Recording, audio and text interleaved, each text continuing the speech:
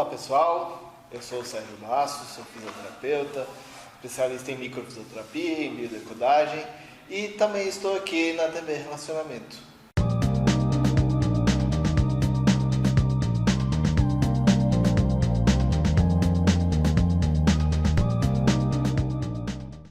Olá internautas, iniciamos mais um programa Você é Top.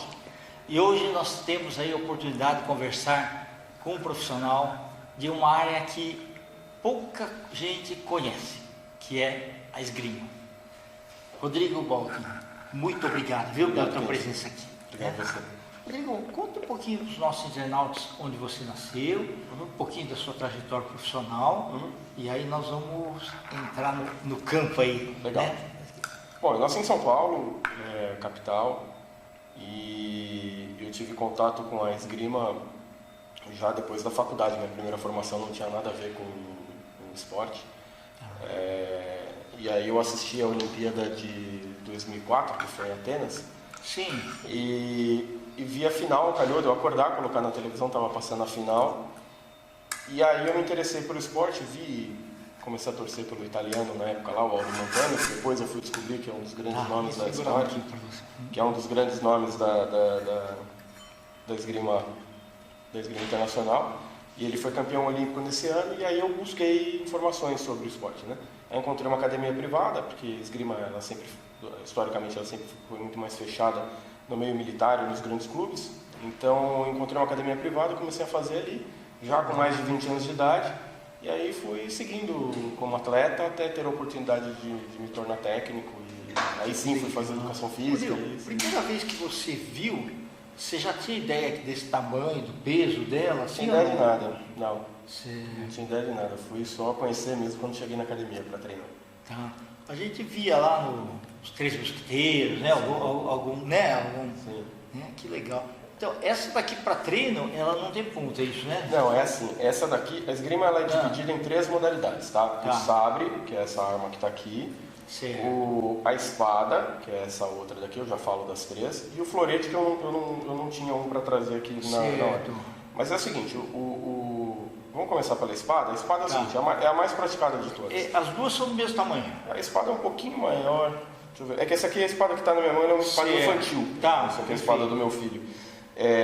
Mas a espada é o seguinte, a espada ela é uma arma que a área válida é o corpo inteiro do adversário, o corpo todo, e aí os toques só podem acontecer de ponta.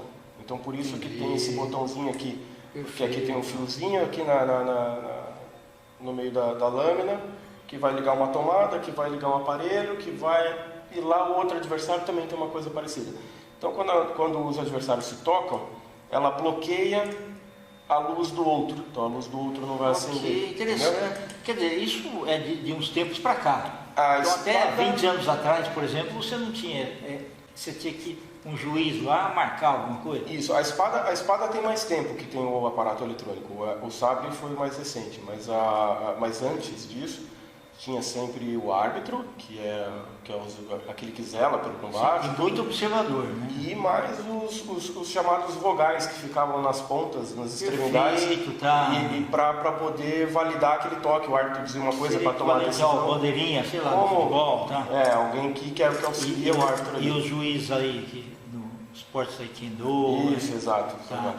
Aí a outra arma, que é o florete, ela vai ser um pouquinho menor aqui no copo de proteção, né, na área de proteção, até porque a área válida do florete vai ser só o tronco, então o copo aqui de proteção vai ser menor, a lâmina vai ser mais fininha, um pouquinho mais flexível, mas também vai ter a ponta, porque o florete também é uma arma de estocada, também a luz vai acender quando você toca o adversário ali naquela área válida.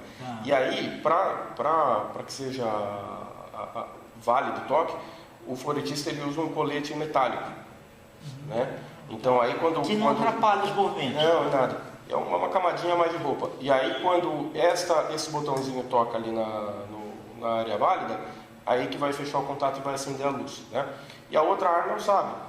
E o sabre é a única das 3 armas que a gente pode tocar de corte. A gente pode bater com a lateral, com o fio e contrafio da lâmina. Perfeito. E por isso não tem o botãozinho, porque toda a lâmina daí ela vai ser energizada aqui, né? Entendi. Então quando a gente encosta, assim como no florete, O sabrista da cintura para cima, ele tem um colete metálico, uma veste metálica. E uma máscara também metálica. Então aí, encostou a lâmina na área válida, também acende a luz para indicar o ponto do adversário. O seu ponto que você fez ou o ponto do adversário. Nos Três Mosqueteiros, qual que era usado? Pessoal? Então, eles usam a rapieira, né? Aquela é uma arma mais parecida com o sabre, assim, também, mas também tem todos os movimentos de estocada, de corte. E valia a ponta, né? Aí valia qualquer coisa, né? Aí tinha que derrubar o adversário. E naquelas cenas de duelo, né, que acontecia ao amanhecer ali e tal, o que era mais usado? Então, essa é uma arma. O florete, a espada e o sabre, eles vão evoluir para o esporte olímpico dos vários tipos de armas que já eram usados nesse período da Renascença, um pouquinho para cá, né? Então, assim, eles usavam sabres também, usavam umas armas que tem também uma proteção maior, assim, onde tinha até os motivos da família, aquela coisa assim. Então, também tem um pouco disso. Perfeito. Aí tem uma parte teórica que ensina no corpo as partes vulneráveis, né? Quer dizer, o esporte também proporciona com que o aluno saiba pontos vitais e tudo mais, né? Sim, isso. Na esgrima a gente só tem a área válida, né? Não tem uma diferença entre locais onde vale um ponto a mais ou a menos quando encosta. Então, tocou é ponto, então é sempre... Só que o que nós temos é o ensino das técnicas para a gente tocar nas linhas mais altas, nas linhas baixas. Então, imaginando que a gente tem o copo aqui como centro, tudo que está para cima é superior, o que está para baixo é inferior, o que está para dentro com relação ao copo é interno, o que está para fora com relação ao copo é externo. Então, aqui no sabre, por exemplo, para a gente proteger uma linha externa alta, a gente vai fazer uma defesa em que a gente coloca o copo para lá, recolhe o braço, que aí a lâmina do adversário ela vai parar aqui e não vai tocar na nossa área externa. Perfeito. E para o interno a gente vai fechar ela aqui, a gente também vai defender aqui o ataque do adversário. Se eu vou defender uma linha alta aqui na cabeça, assim, que vem daqui, eu posiciono minha mão assim. Então a gente aprende essas linhas, né, esses nomes. Então o que a gente mais usa é a parada aqui de terceira, a parada de quarta, a parada de quinta. Então tem a parte teórica aí que também é bastante interessante. Esse material você pode bater nele que ele não amassa. Amassa sim. Aqui no caso eu tenho... Então ele tem um tempo de vida útil também. Tem um tempo de vida útil, a lâmina ela pode quebrar, mas isso é uma pergunta interessante, porque a esgrima está entre os esportes mais seguros. Né? Interessante. É um esporte de combate, mas um esporte de combate em que o corpo a corpo não é permitido. Eu não posso encostar no meu adversário, eu tenho que encostar na minha arma. Ok, tá. Você não tem o toque pessoal. Não pode. Se eu encostar, se eu obstruir, ou penalidade, ou se já tiver, então pode ser alguma coisa também, não pode, né? Não pode. Então, é um esporte de combate sem contato físico entre os. O contato é feito com a arma. E aí, no filme você tem, né? No filme você... Isso. Mas no esporte olímpico, na esgrima olímpica, a roupa que a gente utiliza, ela cada vez mais se desenvolve melhor, né, para ter mais proteção. Então, hoje, um colete de proteção, uma máscara de proteção para competições internacionais, aí com a certificação da Federação Internacional de Esgrima, uma máscara ela tem uma relação de força de 1.600 newtons, né? Então ela protege bem, você pode bater que ela não vai passar. As roupas é a mesma coisa, então tem roupas com esse grau de proteção ali de 1.600 newtons também, e mais um colete interno que a gente usa aqui, que na verdade a roupa são 800 e mais o colete aí chega. E esse colete interno aqui é para proteger justamente a axila, para evitar, se por acaso fura, se passa por algum lugar, ainda vai parar naquele colete interno que vai parar, não vai perfurar a pessoa, né? E a lâmina hoje, as lâminas elas têm uma tecnologia aí essa aqui é uma lâmina Maragin. Quando elas quebram, se aperta muito de ponta e chega a quebrar, a fratura dela não vai ser com ponta. Ok, ela vai ser interessante, tá? Porque as antigas eram, né? Eu tenho até um no mestre na filme esgrima. o pessoal mata com a ponta que fica. Tem um mestre de esgrima que brinca que tudo que tem no regulamento de esgrima são os dois S's, né? Que é segurança ou sacanagem. Ou era alguém fazendo alguma tramóia e aí vira regra, ou segurança porque alguém realmente se feriu e tal. Mas todo o regulamento técnico, todo o regulamento da Federação Internacional, ele visa isso também, visa não só estabelecer as regras do jogo, mas também a integridade do atleta. Então, toda a roupa e todo o material que a gente usa tende a seguir uma certificação que evita um problema grave em caso de acidente. Interessante. O primeiro dia de treino, como é que foi seu? Foi de muita curiosidade? Foi, eu cheguei na academia, meu técnico se chama Alhaz Lakerbay, ele é russo. Foi meu técnico durante muitos anos, eu ainda considero. Ele falava português? Falava português, ele é um desses técnicos que vieram do pós-fim da União Soviética, técnicos de vários esportes que se espalharam pelo mundo e deixaram o esporte um tanto mais interessante. Né? Porque um legado bom, né? Um legado bom. A história até da ginástica é por aí, né? Esses russos que saíram da União Soviética. Sim, é verdade. E ele veio com a esposa, a esposa dele era técnica, ainda é técnica, e aí ele abriu uma academia de esgrima aqui. Aí eu conheci essa academia, fui fazer... Não, e no começo eu fiz, porque... Fiz demais. Você precisa de... É muito caro, né? Eu acho que no primeiro dia eu nem tive esse baque aí do valor aí. Foi mais a questão que é um movimento que a princípio não é natural, a gente tem a posição de guarda, começa a mexer aqueles músculos que a gente não sabia que tinha, né? O dia seguinte foi terrível, o dia seguinte é perto. E até hoje, quando eu falo com meus alunos de primeiro dia, no dia seguinte eu falo, e aí, a perna tá doendo? Eles falam assim, nossa, tá doendo muito. Eu falo, então ótimo, deu certo, pode voltar amanhã. Né? Porque realmente a gente está indo tá mexendo o corpo de uma forma diferente, né? Nova. Mas aí não parei mais, aí fiquei uma horinha de aula com o professor e depois não parei mais. Tá, é bom para os reflexos principalmente, né? Sim, deixa bastante as reações motoras bem afiadas, né?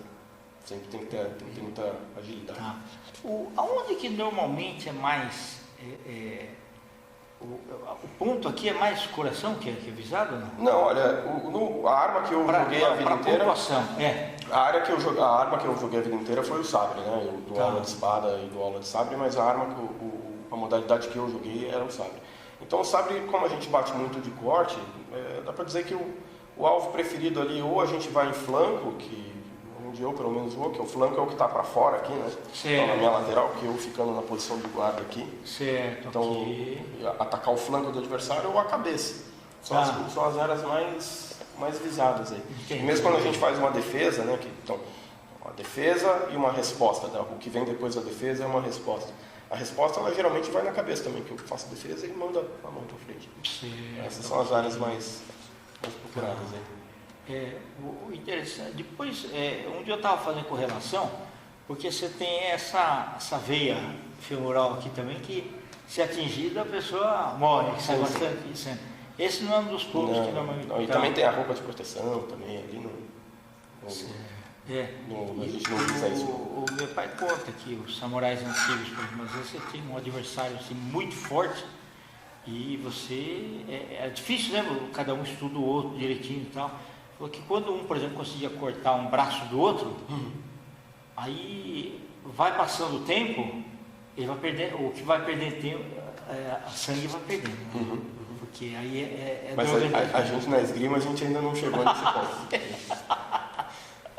Mas falou de cortar a mão, aqui eu tenho algumas cicatrizes aqui, às vezes está com a mão no lugar errado ali, toma uma sabrada na mão também, mas não acontece nada de tão grave. Qual a idade boa para começar?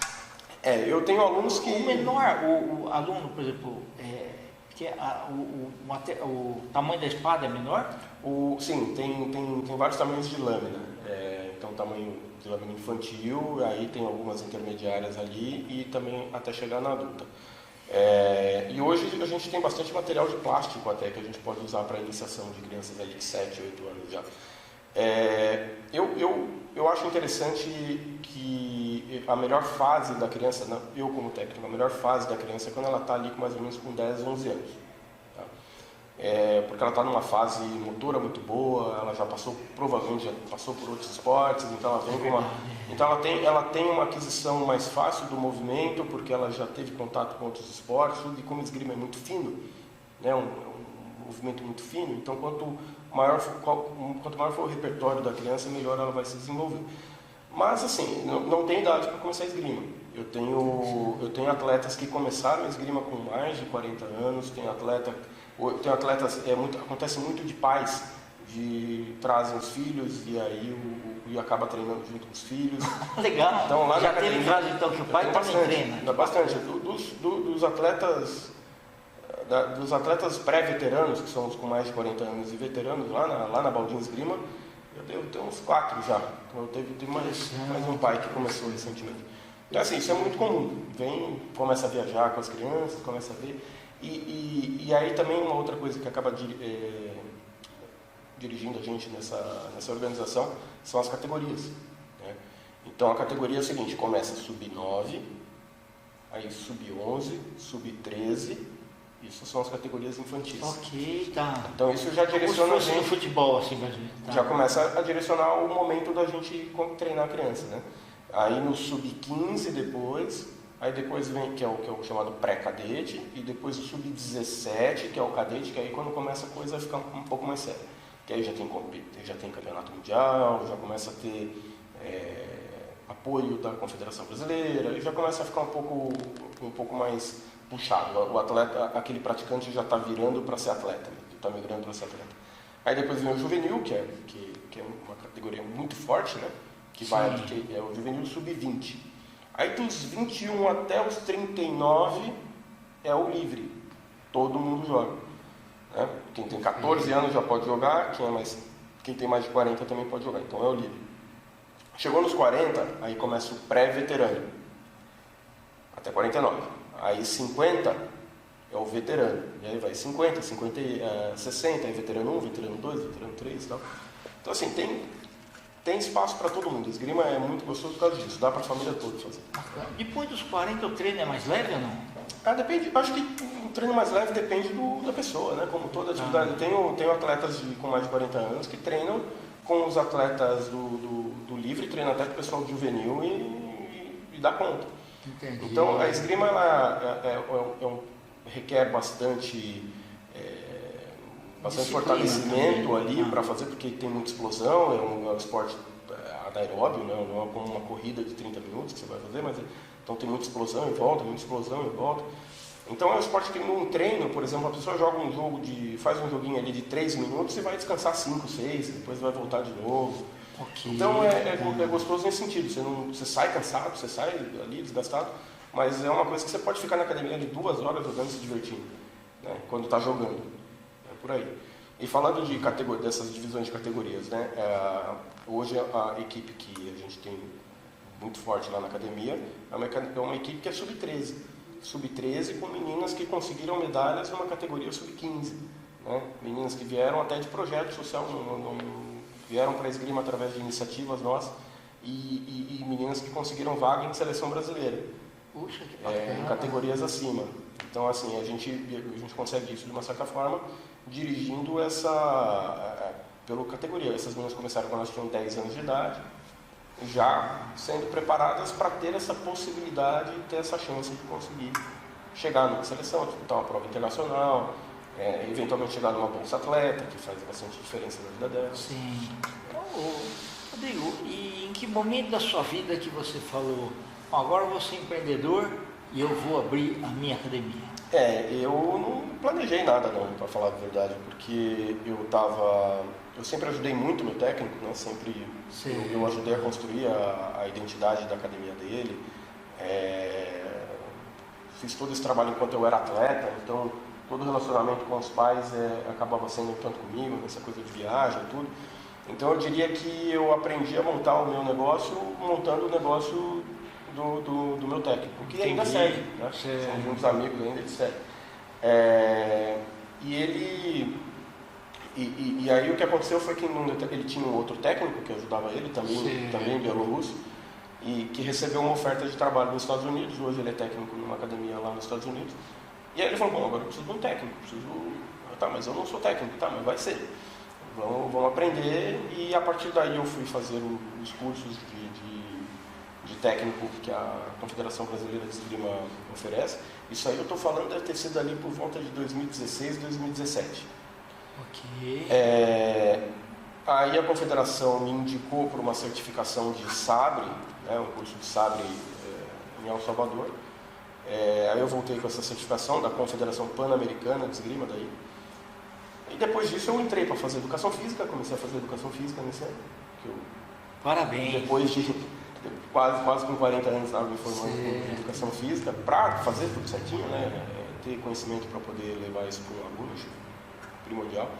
E aí, depois eu abri minha academia. Quando eu quis ampliar o meu projeto social, na verdade, que eu estava levando muitas crianças para essa outra academia e não dava, né? Eu estava usando espaço de um outro técnico para levar crianças que não estavam pagando nada e tal. Aí eu falei, bom, quer saber, eu vou alugar a minha, vou alugar um salão e eu vou montar minha academia. E aí a coisa deu certo muito rápido, já estou ampliando o salão. Que bacana. E aí são essas crianças aí, a gente saiu de 7 crianças para 15 crianças, né?